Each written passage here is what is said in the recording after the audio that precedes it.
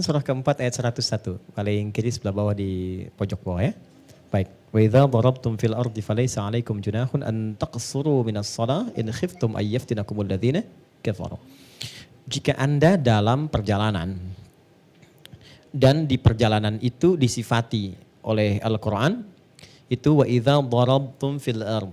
Jika engkau berkelana itu di al-ard ya, maka di situ oleh Nabi sallallahu alaihi wasallam dirinci ada ukuran jarak.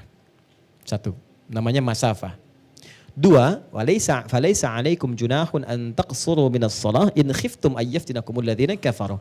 Nah, bagian keduanya ditunjukkan situasi yang memang beda jarak tapi ada kesulitan untuk mengerjakannya. Disebut dengan masyaqqah. Maka salat itu bisa diqasar atau dijama'. Jadi ada qasar saja, ada jama' dan qasar. Contoh, zuhur dengan asar. Saya barusan tadi jama' karena setelah ini saya mau ke bandara terbang ke Lampung. Saya jama', namanya 4 dengan 4 jama' kamil. Semuanya 4. Kalau saya jadikan qasar saja, saya terbang ke sana asar belum tiba. Cuman terbang nyampe gitu kan. Maka saya bisa singkat karena saya ingin cepat-cepat ke bandara, saya singkat jadikan qasar tanpa jama'. Oh, saya tiba ke sana ternyata sudah sampai asar. Oke, kemudian saya gabungkan maka menjadi jama' qasar. Digabungkan zuhur dengan asar 2. Selesai. Paham sampai sini?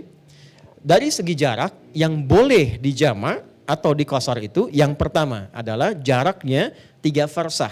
Kalau dikonversi ke hitungan kita sekarang kurang lebih 82 km. Segi jarak. Itu paling minimal.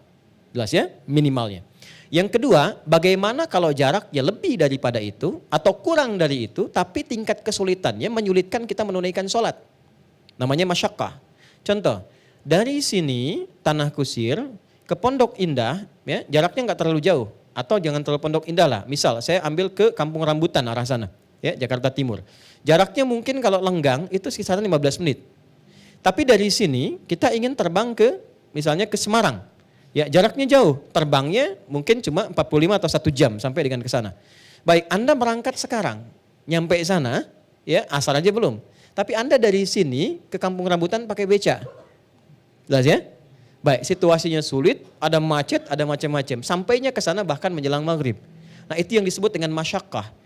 Kalau dalam perjalanan yang mungkin jaraknya pun tidak terlampau jauh, tapi kesulitannya itu tinggi. Ya, ada macet, ada macam-macam yang diduga kita sampai ke tujuan tidak sampai pada waktunya atau kehilangan waktunya, itu boleh menjadikan kita menjama' atau bahkan mengqasar dalam keadaan kekhawatiran yang dalam.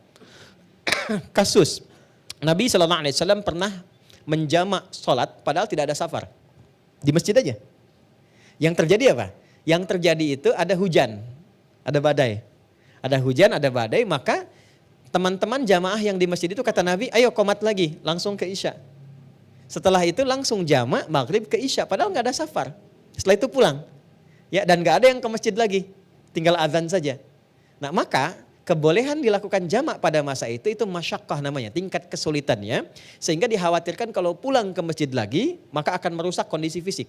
Ya, sesuatu yang membahayakan kepada fisik. Tapi yang boleh jama' itu cuma ahlu masjid, yang di luar masjid tetap berlaku seperti sedia kalanya. Itu kondisi yang di dalam saja secara internal. Maka kalau tadi ada teman Anda yang melakukan, walaupun secara jarak mungkin belum memenuhi kualifikasi untuk qasar, boleh jadi dia punya kadar kesulitan. Ada masyaqqah yang ia alami yang menjadikan beliau melakukan jama' atau qasar di dalamnya. Jelas? Wallahu a'lam bishawab.